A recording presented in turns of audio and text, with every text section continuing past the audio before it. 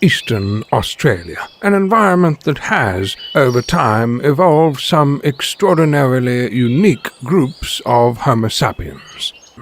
But today, we observe a small tribe akin to a group of meerkats that gather together atop a small mound to watch, question, and discuss the current events of their city, their country, and their world at large.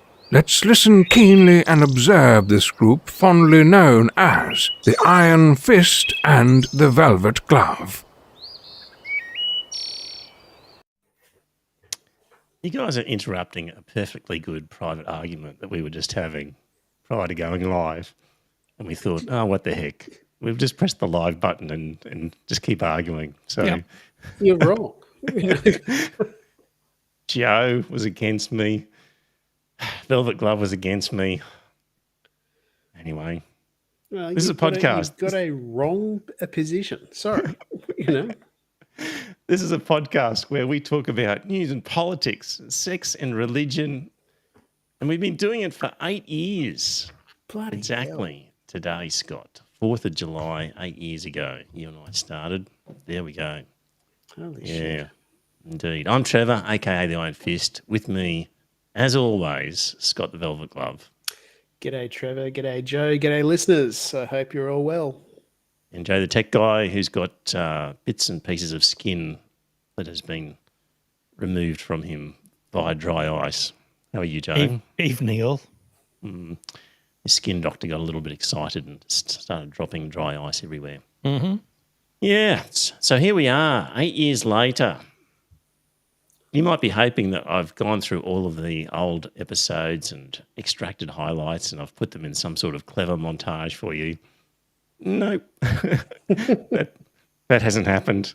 But we can pretty much conduct a normal podcast. Hello to Bromman in the chat room. If you're in the chat room, say hello. So is that logo in the wrong place, Joe? Or is that normally there like that? Maybe I'll take it off, actually. Maybe I'll take that logo off. That way we see the chat. All right, what's on the agenda? Let me see. What have I got on the agenda for tonight? We're going to talk about briefly what's happened in the last 2 weeks, because it has been 2 weeks. Essential poll on the Greens. Some more polling on The Voice, which is very interesting as to how that's going. Some polling on Donald Trump. Talking about Gladys Berejiklian. Is she corrupt? I mentioned Mexico the other day in relation to the war with the Americans. It looks like that might be repeated sooner rather than later. And affirmative action in USA universities and the Calvary Hospital in the ACT. And maybe Seymour Hersh on Prigozhin and that attempted coup in Russia. So see where we end up. Was it actually an attempted coup or not? Well, see where we end up. Joe's had to log out. He'll log back in. Don't know what's happened to Joe. So thanks, Bromman, for the best wishes. Yes, 8 years, Scott. I was just reflecting a little bit on 8 years. I sort of went through some of the episode names that I've used over the last few hundred. And one thing that struck me, Scott, was just picking out major submarines. Yeah, submarines are in there, of course. Major themes, though, were that whole Ruddock Report religious discrimination bill. Really, we had Turnbull agreed to the Ruddock Report in order to placate nutbags in the Liberal Party. And then that led to the religious discrimination bill, Israel Folau, and we've still got Labor talking about religious discrimination bill. That's kind of been one of the more dominant themes of the last 8 years that we could have avoided if we hadn't had a Ruddock inquiry in the first place brought about by those guys. Yep. Well, it's the fault of the damn gays. Demanding equality. Yeah, that was it. That's right.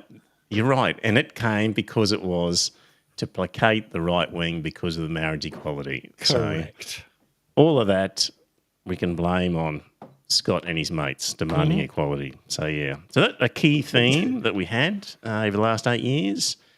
Another one would have been sort of libertarian arguments that I had with Paul. They went on a lot about what people could do, what were the rights of the individual versus the rights of the community.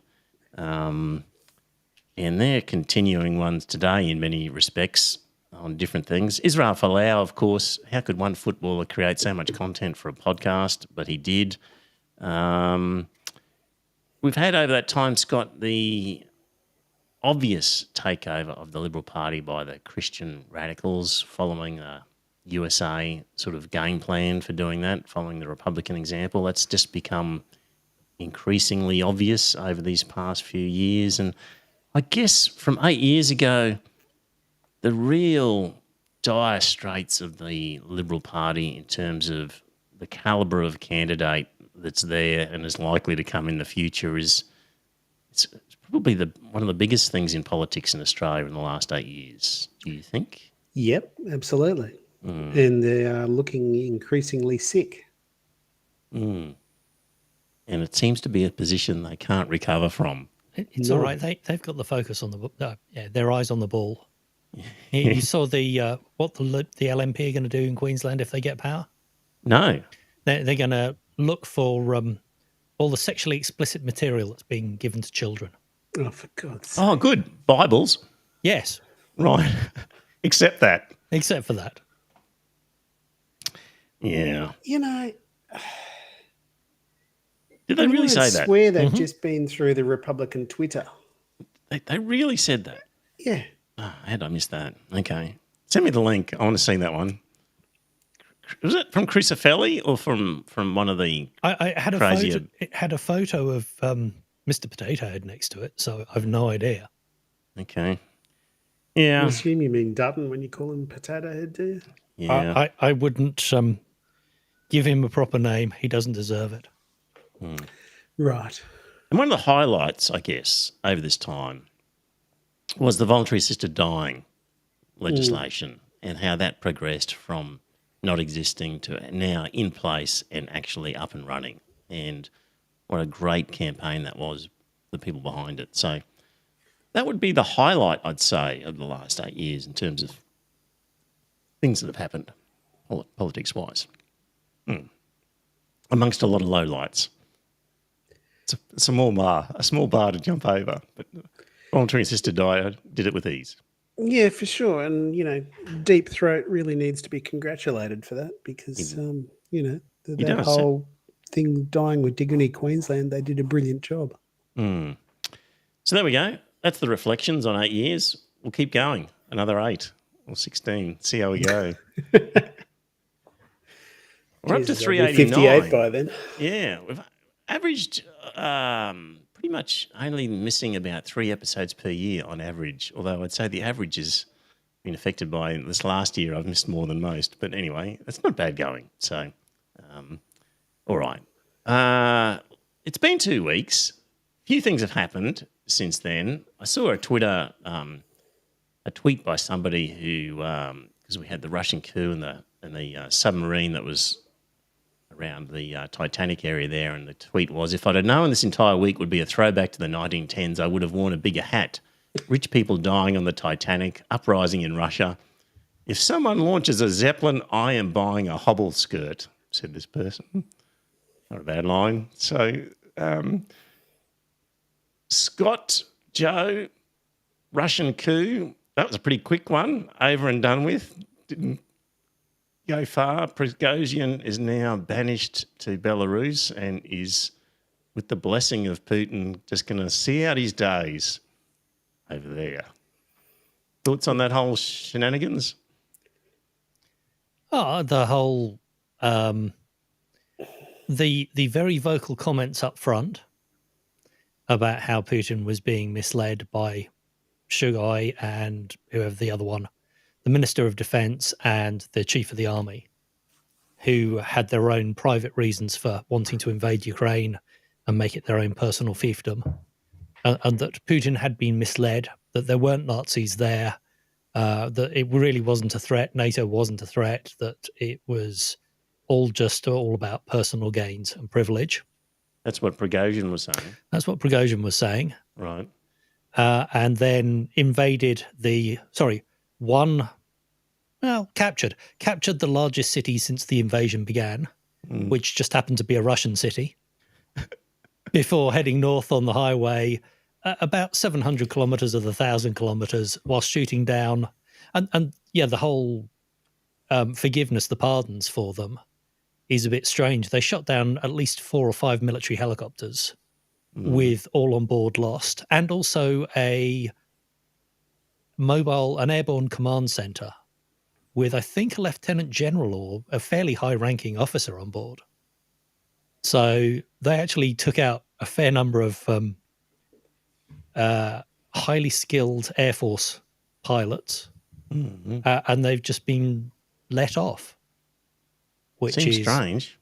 Yeah, and people are saying, whether or not it seemed like a smart move, being a dictator, you have to be all about the image you present, and his image is of a person who is not a strong man.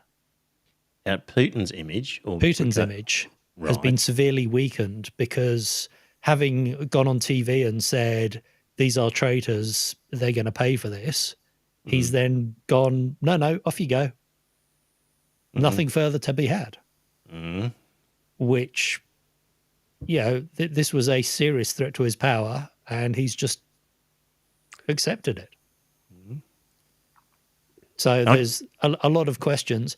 Look, the Ukraine must be laughing about this. At the very least, there's a lot of questions being asked about how did they get so far. That's going to pull some troops, real troops, back into Russia to prevent any other armed forces doing that. There are a lot of private military companies that are operating in Russia that have been given heavy weapons by the Russian military that in theory could do. I mean, obviously this was the biggest, but there are others out there. And the question is, what's to stop one of those doing it? Or even the army? I didn't read about the 4 aircraft being shot down. Where did you read that? What are you reading to get all this information? This was Perron's YouTube channel, who is a military analyst. Yep. But again, he works with open source intel, so this is stuff that is being openly reported. It's generally stuff that is verifiable, so it's not speculation. Okay. So that's sort of a view that Putin's in trouble. It was something out of hand, and for one reason or another, perhaps because of weakness, Putin is letting him go because he can't really do anything strong. There was a Wall Street Journal, or there was a US video I watched just before that happened, actually, about Wagner and saying where did they come from, and realistically, they have been going into third world countries that are politically unstable but have huge mineral resources and providing stability in exchange for mineral resources. And they have been providing the hard cash that Russia hasn't been able to get since the sanctions have been in place. So, hang on, is this from the same YouTube guy? No, this was one of the US ones. Right, because I don't think Russia's had trouble getting paid for its oil, but India and the rest of the non-Western aligned countries. They own sort of gold mines in Africa. They own extra oil production facilities in the Middle East. Right. I think they own a third of Syria's oil wells or something. Because my understanding is the Russian economy is doing fine. Thank you very much. I don't think they need the Wagner Group's cash from African mines to support. The Wagner Group is bringing in a large amount of money. So one wonders how much of that was heading in Putin's direction and might have suffered him. Okay, that's one view.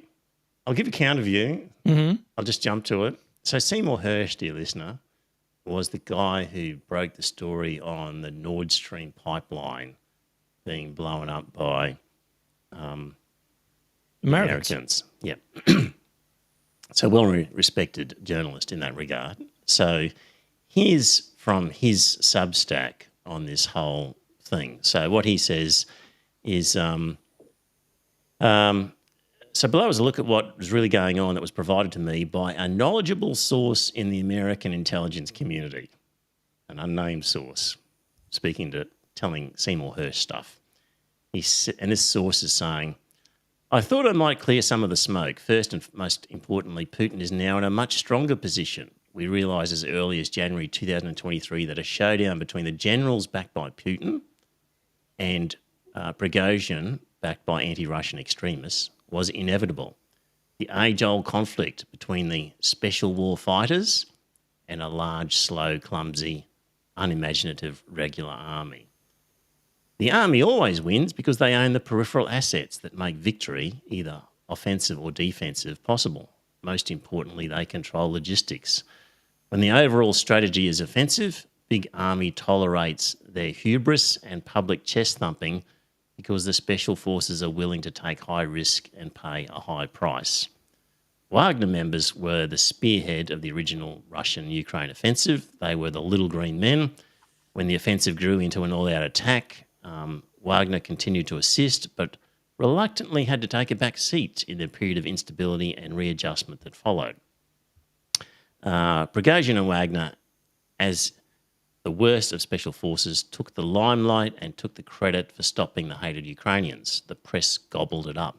Meanwhile, the big army and Putin slowly changed their strategy from offensive conquest of Greater Ukraine to defence of what they already had. Prigozhin refused to accept the change, continued on the offensive against Bakhmut. Therein lies the rub. Rather than create a public crisis and a court-martial, Moscow simply withheld the resources and let Prigozhin use up his manpower and firepower reserves, dooming him to a stand down. He is, after all, no matter how cunning financially, an ex-hot dog cart owner with no political or military accomplishments. And is saying that Wagner was being cycled out of the Bakhmut front over the past 3 months and sent to abandoned barracks for demobilisation. And Putin finally backed the army who let Prigozhin make a fool of himself and now disappear into ignominy, all without raising a sweat militarily or causing Putin to face a political standoff with the fundamentalists who were ardent Prigozhin admirers. Pretty shrewd. And now the current battlefield statistics were shared with me. I learned that in the first 2 weeks of the operation, the Ukraine military seized only 44 square miles of territory previously held by the Russian army, much of it open land. So basically the so-called counteroffensive not going so well. But there you go. There's two versions of what's happening in Russia. Who knows where the truth actually lies? It could be in the middle. It could be somewhere way off, another area. Will we ever know? I don't know. Yeah, I think we're ever going to know the truth. The military gains of last year were unusual, and we saw these huge advances through large areas of eastern Ukraine. But realistically, they were on the back of months and months of fighting. So for this new attack to have got nowhere in the first couple of months is not unexpected. Mm-hmm. I think the 24-hour news cycle, we're used to waking up and seeing a new place taken every day, and that just isn't the norm. Mm. Those are outliers. Mm. Well, we'll see how it goes. Right. We've got some polls, lots of interesting polls to talk about in this episode, closer to home after that diversion. So we've got Ukrainians and Poles. Boom, boom. Thanks, Joe. Right. Here's a chart on the screen for those who are watching the video, or we'll talk about it for those simply watching at home. And what we've got is Greens and Independent. Which of the following best applies to you? And what we're looking at here is the dark red on the right-hand side, which is I've never given my first preference to the Greens or an independent candidate and don't think I ever will. And the interesting part of that is young people 18 to 34, only 21% would say that. Old people, 55 plus, 62% would say that they've never given a preference to a Green or an Independent and don't think they ever will. So, not a preference, first preference. Yes, my first preference. Yep.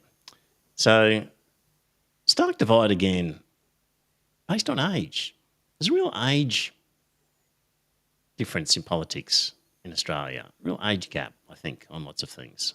So, and what they're actually finding is that they're not becoming more conservative as they get older. Mm.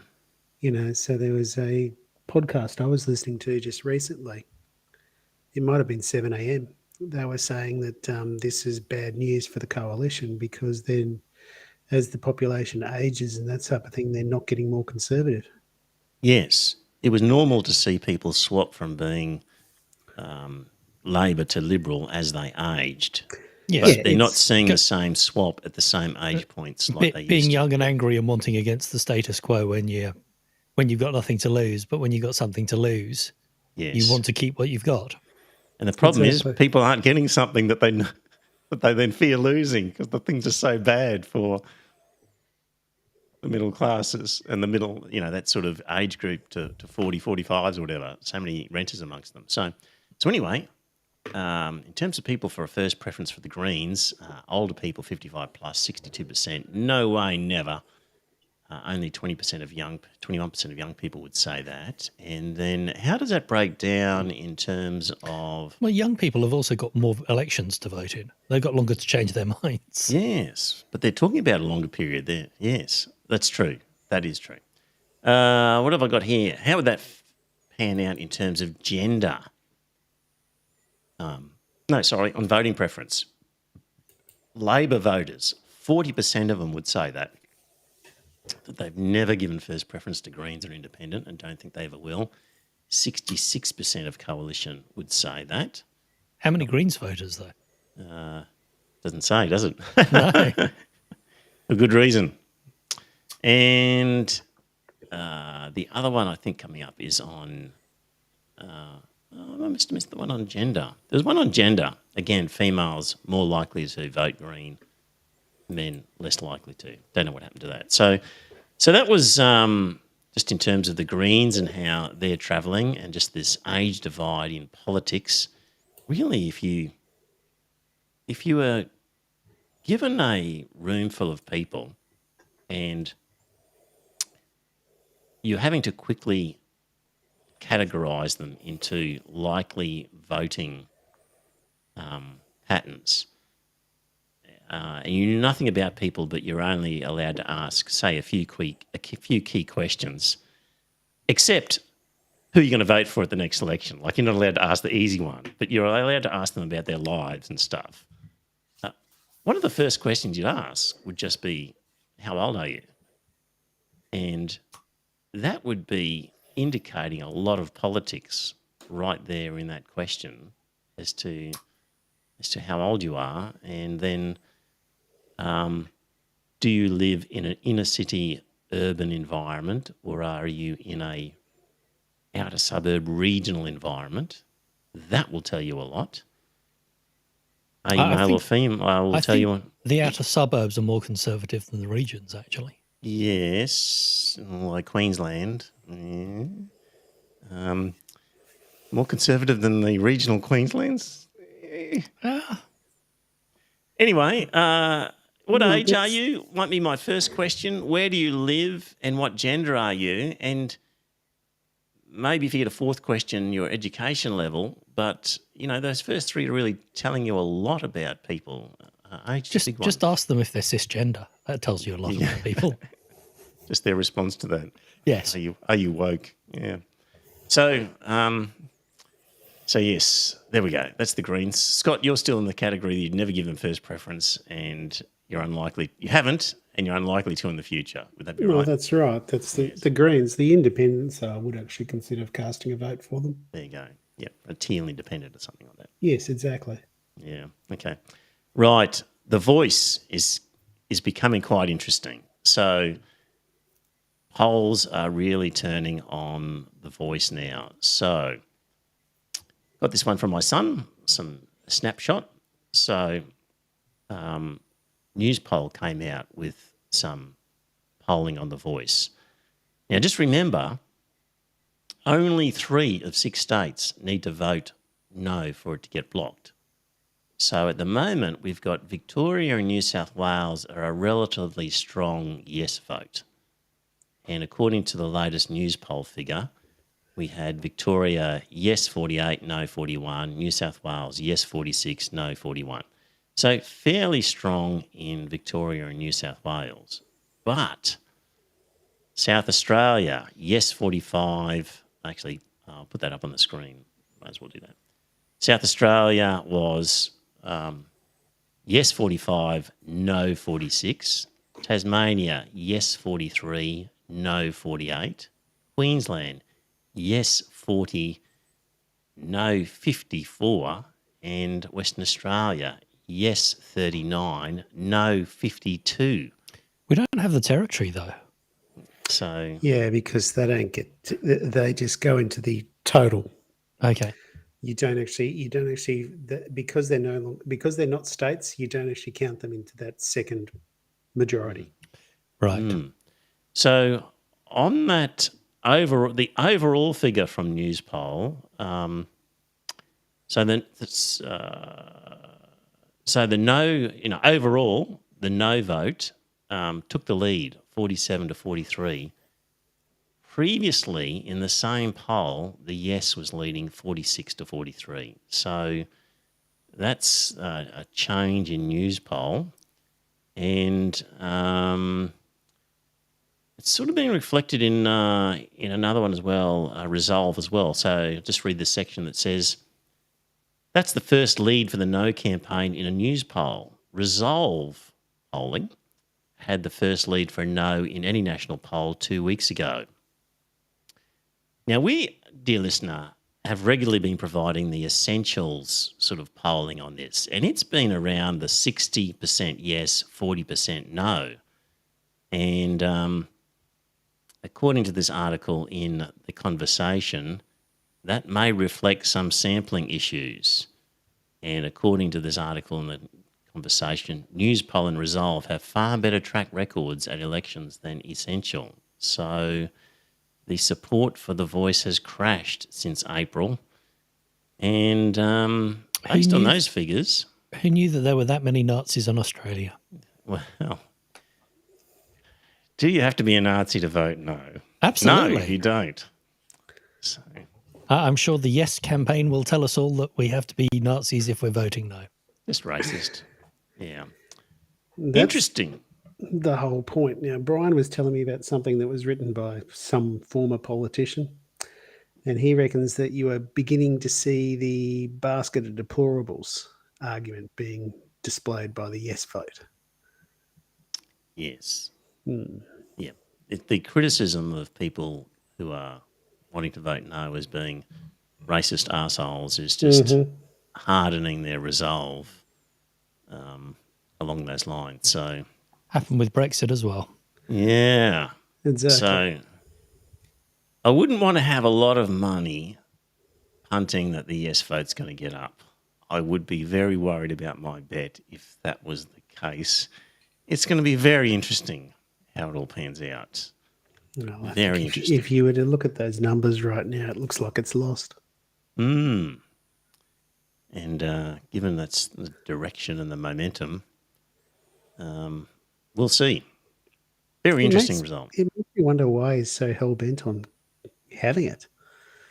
You know, Wow. it's one of those things. It may well have been an election commitment, but if the polls aren't backing you and that type of thing, if the opposition's not backing you, then you've actually got to say, well, this isn't likely to Was it a core succeed. commitment?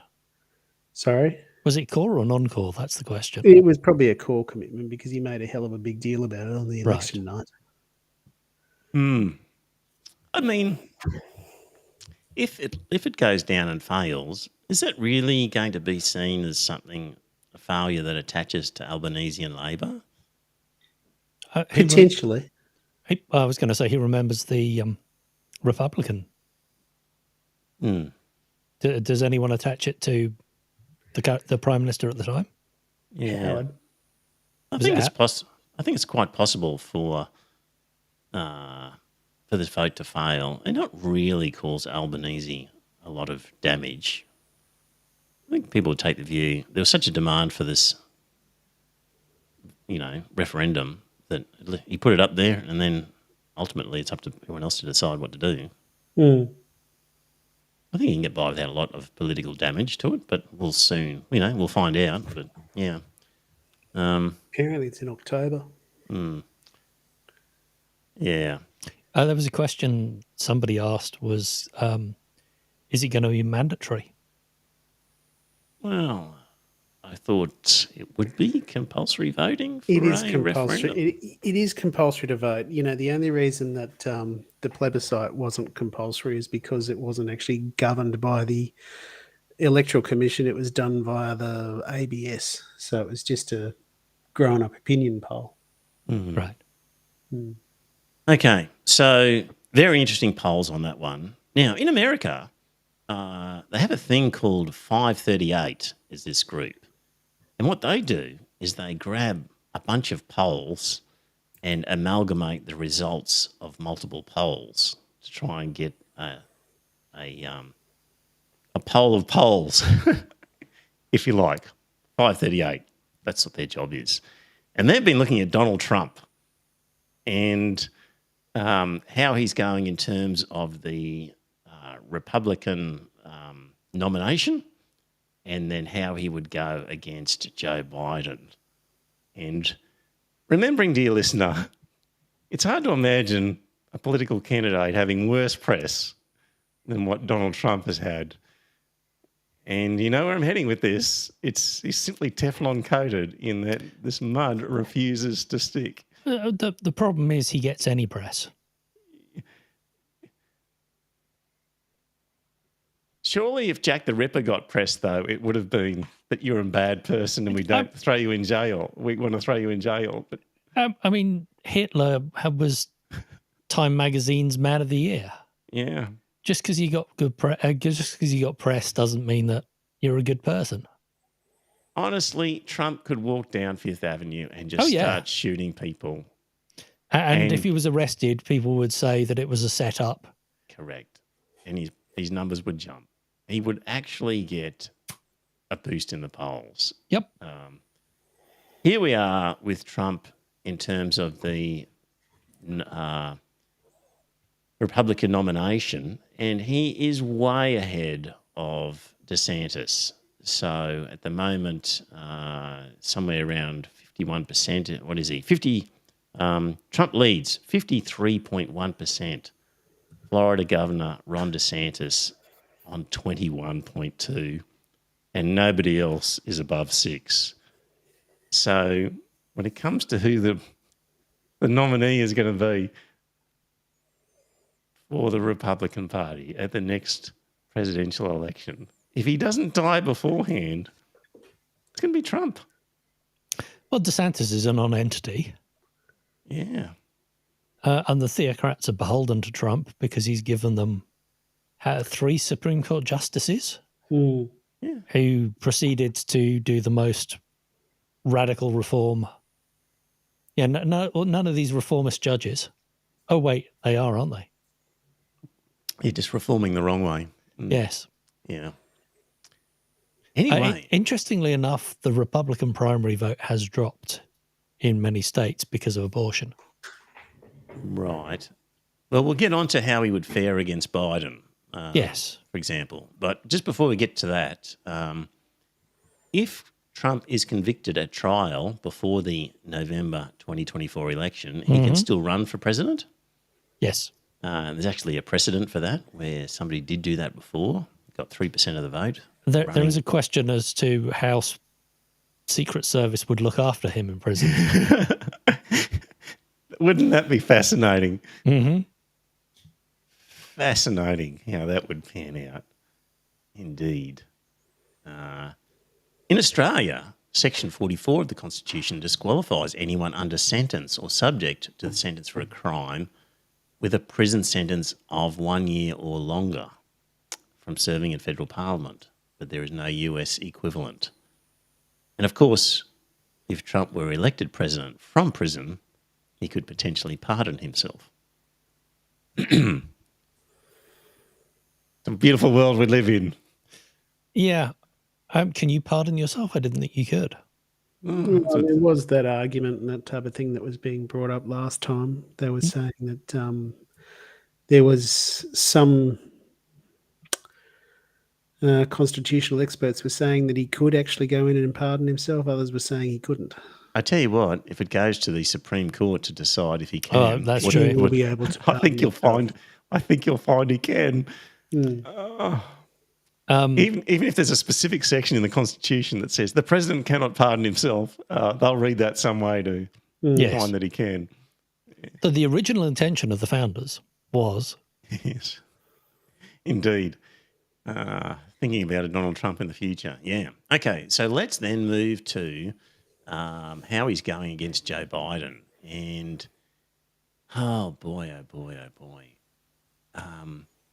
So on the screen, and perhaps appearing on your screen, dear listener, in your app, because I go to the effort of putting these on the chapter images, so hopefully it appears.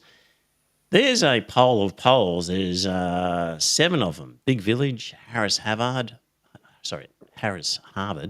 Morning Consult, Premise, Quinnipiac, Redfield and Wilton, and YouGov/The Economist. And on average, before he was indicted for these issues regarding keeping secret documents in toilets, before that, Trump was leading 42.9 to Biden 42.3.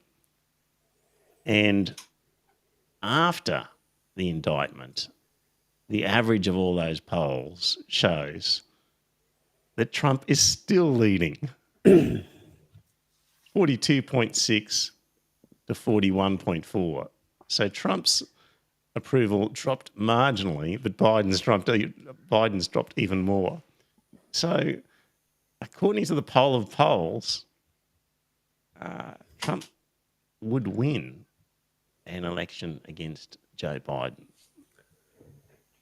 And the indictment has not shifted that unfavourably at all. I don't understand that. Extraordinary. How the hell could anyone in the US actually think to themselves that this man's worth a vote? Well, the theocrats think he is because he's given the Supreme Court. Yeah. There's a lot of people who watch Fox News and buy into the everything that Biden does is bad. There's a lot of people who are never Democrats. There's just a lot of crazy, uneducated people who think very tribally, who have been brainwashed by a poisonous Murdoch propaganda outfit, and here we are. It's not untrue over here. We just haven't quite got to that point just yet. Thank goodness. Give us time. Surely they must be looking for someone else other than Donald Trump. I would say the smart money is. But I think the problem is the Republicans, and there are some never-Trumpers in the Republicans, but he's their best chance of winning. He's a populist. He will say whatever he needs to say at the time. These people are so credulous. They'll just believe anything. Promises do not matter to him. He will stand up and say whatever it takes to get their vote. It is extraordinary. It is extraordinary times after all that. So there you go. If you got the other thing, of course, is in the Democrat pre-selection, Biden is a long way ahead of the next candidate, Robert Kennedy Jr. Thank God for that. And increasingly, you're seeing stuff about Robert Kennedy Jr. about how crazy that guy is. He is one crazy dude. any of us who are in the skeptic community have known for a long time how crazy he is. He's only a heartbeat away from being the leading contender. I mean, if Biden has a heart attack or a stroke or some other incapacitating event, then because this guy's been running he's in the box seat, isn't he? Like, okay, he's a long way from being the leader now. Kamala Harris would get the job if Biden was actually to die. And then after that, then they wouldn't actually, you'd assume that they wouldn't kick her out for him. Yeah. Yeah, I know. No, look at these figures. Anything's possible, isn't it? Anyway, just saying, we could end up with a presidential election with Robert with an Kennedy Jr. anti-vaxxer and an anti-vaxxer against Trump. That could be the next US election. And people think that country can continue to put up a fight against China. Good luck. Right. Gladys Berejiklian had an ICAC report come out, and 700 pages. Basically, in an extraordinary report released today, the Independent Commission Against Corruption found former New South Wales Premier Gladys Berejiklian had taken steps to award government grants in a desire on her part to maintain or advance her relationship with former state MP Darryl Maguire. And the Commission faulted her for not disclosing her relationship and for failing to report any suspicions she had about Maguire's activities, and they called it grave misconduct. But not criminal misconduct. No. And that is what the conservative commentators and Murdoch press have latched onto to say, well, it wasn't criminal, so it's all okay. And just reading from a piece that said the reason why it wasn't criminal, this simply reflects the difference between the statutory definition of corrupt conduct and specific criminal acts. The statutory definition of corrupt conduct embraces a wide range of conduct that might not be criminal. Failure to reveal conflicts of interest is one. Pork barrelling is another. On the ICAC's findings, Berejiklian's conduct fell well short of a proper discharge of her public duties, but was not criminal. So, that's how that all panned out. Pretty damning report as to her conduct, just not criminal. What did Peter Dutton have to say about all of that? Here we go. It's been a big week for Gladys Berejiklian as well, as we all know. Your reaction to the corruption findings? Well, Carl, in Gladys, I know somebody who is absolutely a wonderful person. She's first class, and what you see in public is what you get in private as well. She's just a very decent person. She chose a bum, basically, and he was a bad guy. And I think that she has, paid a big price for that. She was a good woman. Her integrity is not in question. She's not a corrupt person. That's not the person that I know, and I think she should hold her head high. She had a bad relationship, as everybody does, and I hope that... I don't know, it paused for some reason in the middle of that, Joe. Sorry.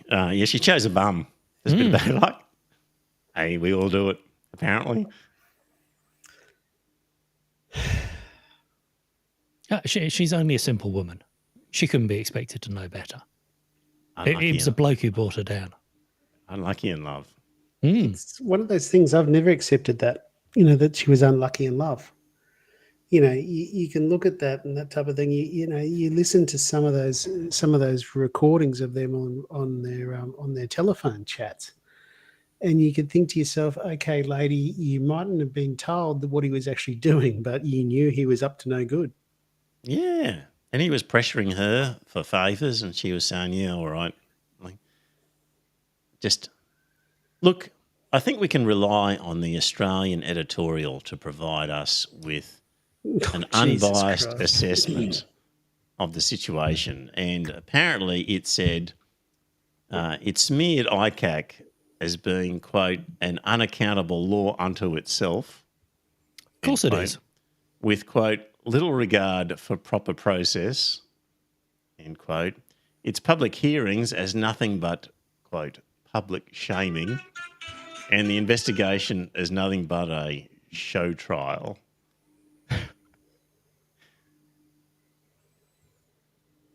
Yeah. So, leader of the opposition and Australia's major newspaper, nothing to see here, despite an damning ICAC report. And damning about the evidence she gave as well. That's the state of play in Australian politics at the moment, dear listener. I'm shocked that the Australian would say such a thing. Yes. Totally out of character. Yeah. Probably somewhere on some panel show on the ABC, they will repeat that and say, well, is that a fair assessment or not? Like, they'll actually give that some airtime, probably. No, and then they'll have an LNP person in to say, of course, it was a fair assessment. Yes, and then they'll have one from the other side, and they'll two sides the whole thing. That's what'll happen. Right. I mentioned I just dragged up an old article last time we spoke about the war between America and Mexico, and just by coincidence, came across an article from David Frum in The Atlantic. So David Frum was, I think, a speechwriter for George W. Bush and conservative commentator, of course, writing in The Atlantic. And he says, actually, he's conservative, but he hates Trump. He's a never-Trumper, along those lines. War with Mexico? It's on the 2024 ballot, at least if you believe the campaign rhetoric of more and more Republican candidates. In January, 2 Republican House members introduced a bill to authorise the use of military force inside Mexico. I've watched the documentary about the ex-military members who are doing cross-border raids against the drug smugglers and right. and also I think the people smugglers. Yes. So they're already doing cross-border incursions, just Sort not of legally. unauthorised. Yeah. And so these 2 Republicans are saying, well, we need to do the right thing and write this into law that our forces can just enter Mexico and start doing whatever they need to do because, it's the best place for us to do it. So these were not know-nothings from the fringe of the MAGA caucus. One was Dan Crenshaw of Texas, a former Navy SEAL who received a master's degree from Harvard's Kennedy School of Government. The other was Mike Waltz of Florida, a former Green Beret who served as the counterterrorism advisor to Vice President Dick Cheney. Well, for a start, what are we doing? A former Navy SEAL and a former Green Beret are really keen to pass laws authorising military action. Gee, what a surprise. Gee, like if we elected Ben Roberts-Smith to Parliament and he suddenly wanted the SAS to be given extra powers to run around other countries, would we be surprised? No, I wouldn't be surprised. No. I'd be shocked. Yeah. Anyway, that was apropos Mexico.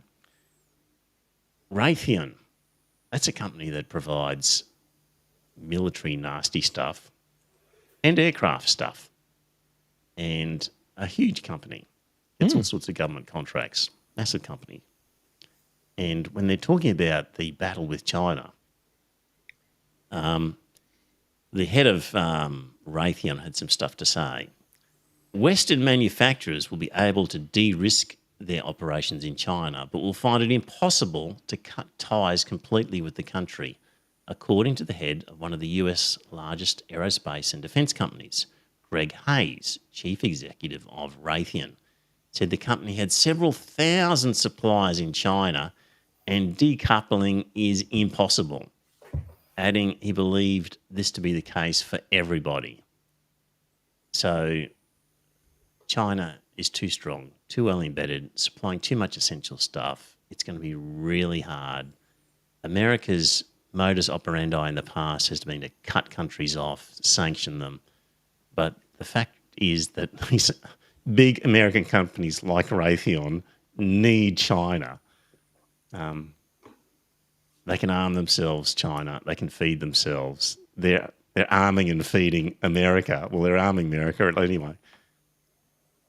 They've run out of cards that they would normally play in this situation. It's game over, I think. Just a matter of watching it all happen. Anyway, that was interesting. Big US company. We can't decouple. Well, they can, but it would be too expensive. Yes. Because everyone was happy to rush everything overseas to a cheap provider. Yeah. And all of these companies all have little factories dotted all over America. And they basically threaten the local congressman and say, well, if you don't do the right thing, I'm just going to pull my factory out and put it somewhere else. And I'm going to blame you. So you better do the right thing. And so in lots of parts of America, the only viable business is an arms manufacturing business that's been plonked there because of an arrangement between them and a local politician. Well, Musk moved Tesla to Texas from California. There were a couple of others that did that because they didn't like the way that California was being run, that, you know, poor people were actually being helped, whereas Texas was every man for himself. Tesla's being made in China as well. Yes. Huge Tesla factory there. Also, final topic, another quick one.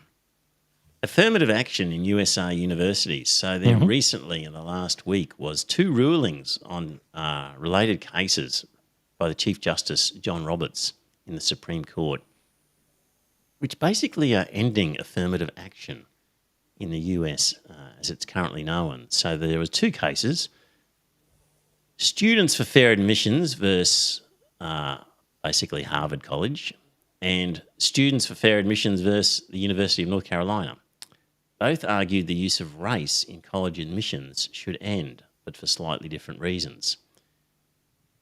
In the Harvard case, the plaintiffs claimed that the admissions practices of Harvard discriminated against Asian American applicants by placing a cap on the number of admitted. And we have talked about this in the past several times, that if you just based it on a colourblind score, that Asians were disproportionately represented. And basically Harvard didn't want a campus full of Asians and then penalised Asians in its admission process to deduct points. Oh, you're of Asian race? We're going to take points off and make it harder for you to enter. And that process has been deemed unacceptable by the Supreme Court. And in the North Carolina case, the plaintiffs asked the court to rule that universities can't use race as a factor in college admissions and must use a race-neutral approach. So the Supreme Court found that the practices of both colleges violated the Equal Protection Clause in the 14th Amendment. I quickly looked up the 14th Amendment, and the last part of it says, nor shall any state deny to any person within its jurisdiction the equal protection of the laws. So that was the wording that Harvard, for example, was falling foul of.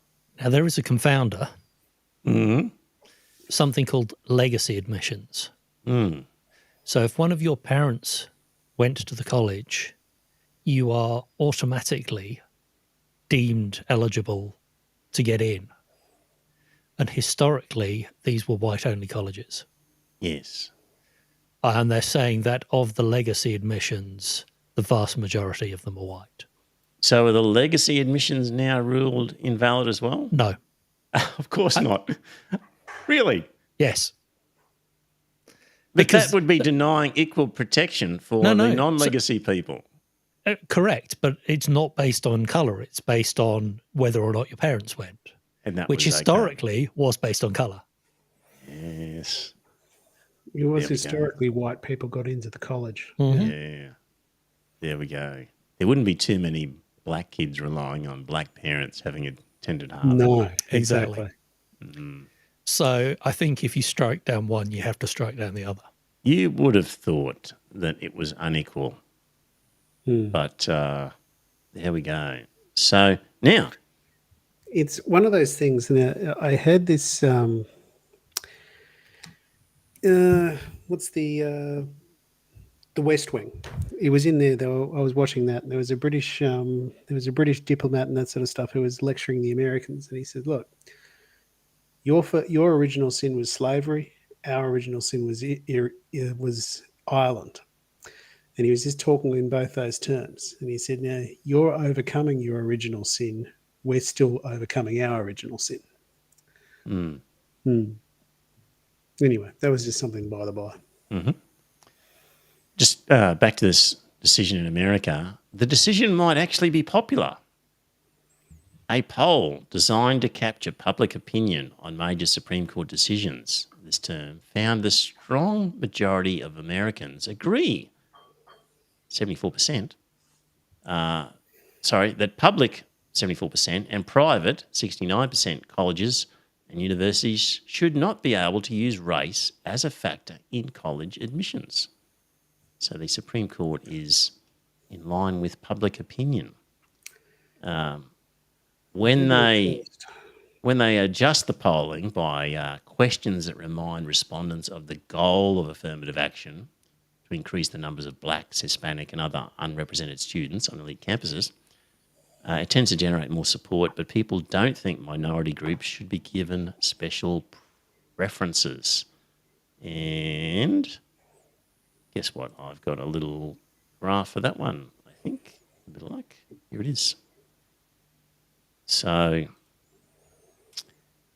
half of US adults disapprove of selective colleges considering race and ethnicity in admissions, while a third approve and a fair number of not sures. So the total is 50 disapprove of considering race and ethnicity, 33% approve and 16% not sure. Now, when you break that up, guess what? Amongst black adults, 47% in favour of taking race into account, 29% against. Hispanic, it's split, 39-39. In the Hispanic community where this law would actually favour them, presumably, 39 for, 39 against. Asians, guess what? They've seen what's happened in Harvard and they don't like it. 52% are against factoring in race and only 37% are in favour. And then, of course, whites at 57 in 29. And guess how that breaks down politically? Well, if you're a Republican, 74% are against special privileges for ethnic groups in university admissions, and as opposed to Democrats or leaning Democrats, 29%. So Republicans 74, Democrats 29. There we go. Significant overall number of people kind of agreeing with the Supreme Court, with the way that's panned out by the looks of it. So, what do you think, dear listener? It's one of those things here in Australia. We don't really have a hell of a lot of racial bias going on here. Like we do have a relatively different coloured face and that sort of stuff around the country. You know, it's just one of those things. You know, I thought about it just recently. I went into a shop and that sort of stuff, and there was a whole group of people in front of me. I was the only white fella, so it's just where was that? It was up in Rocky. Okay, yep. Yeah, I was the only white fella. I was the only white fella going in the shop. My only experience of discrimination in the university sector would be my son Leon, who did very well at high school and was school vice captain. He got a full scholarship at QUT, and a friend of mine who works in QUT said a factor in his favour would have been that he was from a public high school. and that they would actually take that into account, his results and his achievements, and him coming from the Gap High School as opposed to a private school would have been in his favour as one of the considerations they use when handing out scholarships. Scholarships, yeah, well, that makes sense. Yeah. So anyway, that's a little anecdote there. I was going to say, I think the HECS is probably disproportionately a burden on the poor. In theory, you don't need a wealthy parent because you can just take the loan. Well, exactly. But the loan can be so big that you could be discouraged from doing it in the first place if you really thought about it hard. And also, you're shackling yourself with debt, whereas a rich kid effectively doesn't come out of university with that debt. Potentially, yeah. If That's assuming your parents are prepared to pay it. Mm-hmm. Yep. And not all Mine weren't. So, I ended up with the HECS debt. Yeah, but your HECS debt is probably considerably less. Oh, it's considerably less compared to what they're charging now. It was considerably less, and I paid it off relatively quickly. Final topic, dear listener, before we finish, Calvary Hospital in the ACT. Joe, we've had this on the agenda kind of for a little while, waiting for the right moment. Have we not already talked about it? No, I don't think we have. Okay.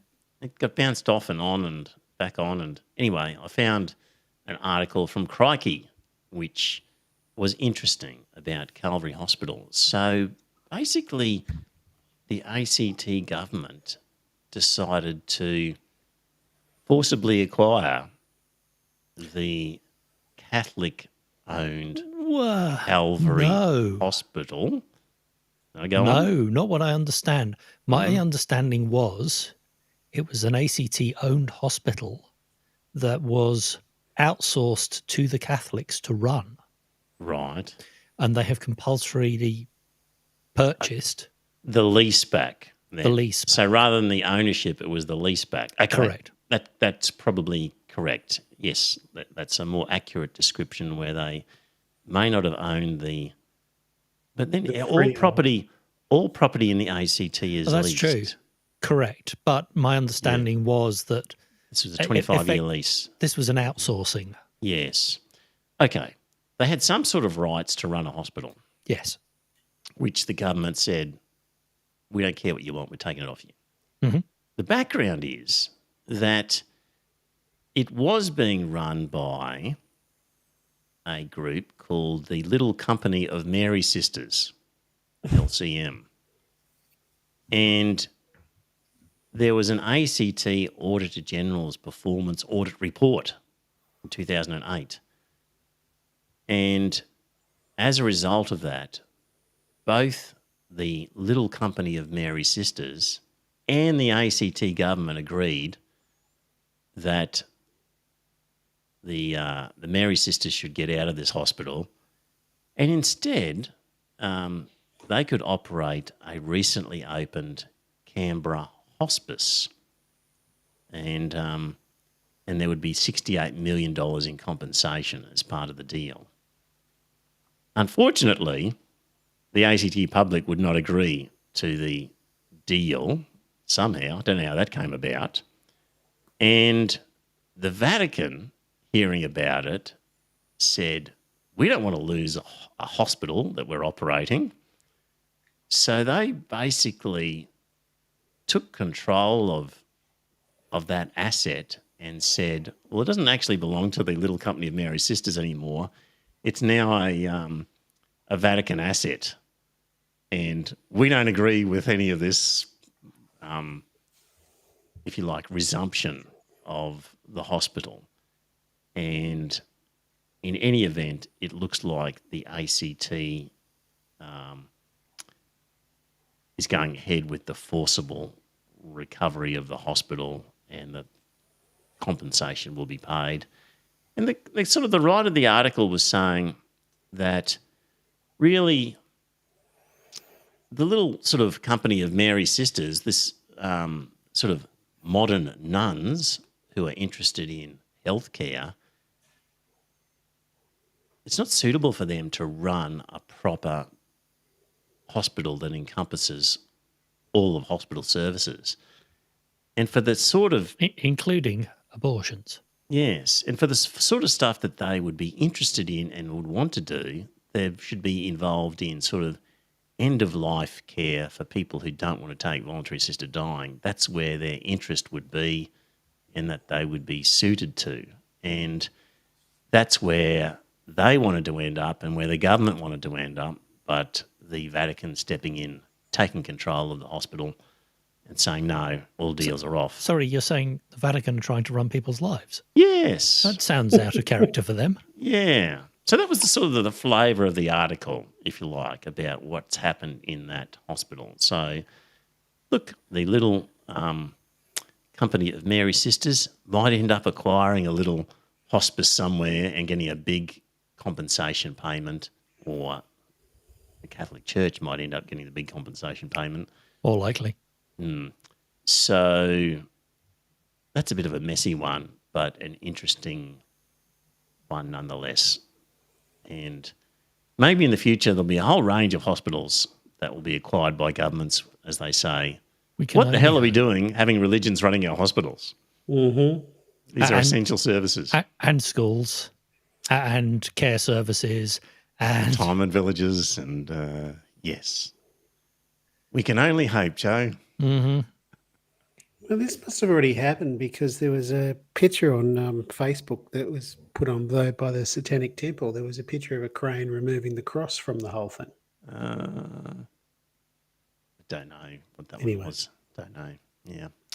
Right. That's enough. That's all the topics I'm going to get through. 8:38. 8 years down. I don't know how many more to go. Yeah. What else are we going to do on a Tuesday night? Just a bunch of old white men Yeah. shouting at the world. Getting older every year. Yeah, I'm starting to feel old, actually. So anyway. Yeah. We talked about our medical ailments before the show. Yeah. We've got that out the way. Anyway, we'll be back next week with some more topics of some sort. Stay tuned. Join us then. We'll be back then. We'll talk to you later. Bye for now. And it's a good night from me. And it's a good night from him.